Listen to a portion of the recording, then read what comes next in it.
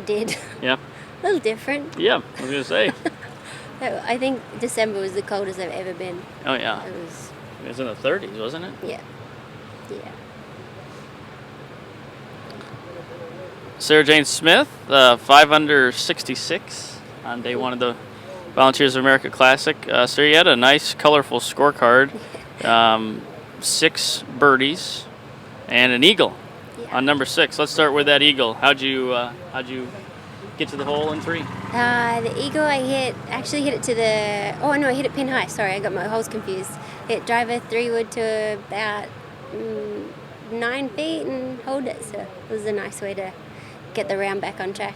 And you that was on your front 9, so coming off a bogey, I would imagine that provided a little momentum for the rest of the day? Yeah, definitely, yeah, because I felt like up to that point I was playing really well, but I'd let a couple go, so to get back to like couple under felt really nice. It felt like where I should have been without making some mistakes. So. Mm-hmm. And then you had birdies at numbers 3 and 8 on the front 9, and then numbers 12, 13, 17, and 18 on the back 9. Ending with a pair of birdies, I would imagine, may have been an even bigger highlight of the day. Yeah, it's definitely nice to finish like that. I made a poor bogey on 15, only had a little wedge in, and then 3-putted. So to get a couple back coming in makes the day feel a bit better. I would imagine. Yeah. You played here in December, 6 months ago. Yeah. Temperatures were about, 60 degrees cooler Yes. than they are. Colder. We can say cold. It was freezing. It was freezing, yeah. How much different is the course playing, is just the environment here from a winter to a summer date?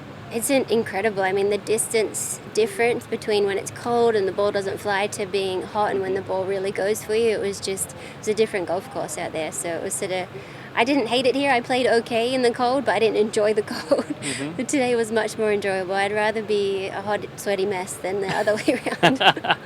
What did Sarah Jane Smith have going on today with the clubs to shoot a low number and find yourself in this position? I actually, so unfortunately I didn't qualify for KPMG, so I had a week off last week, and I work with Sean Foley, but he set up a putting lesson with Skip Kendall in Orlando.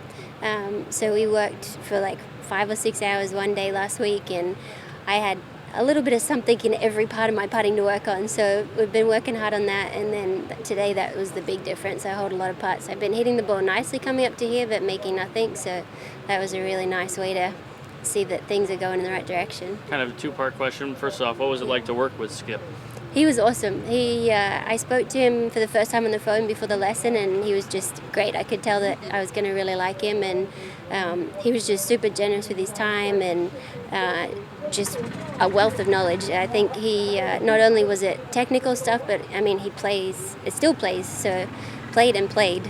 So he helped in every way, so it was awesome. And then you mentioned there were some different parts of the putting that you worked on. What was maybe one of the bigger ones that you looked at and you're like, hey, let's get this, and this might help a couple different facets of it?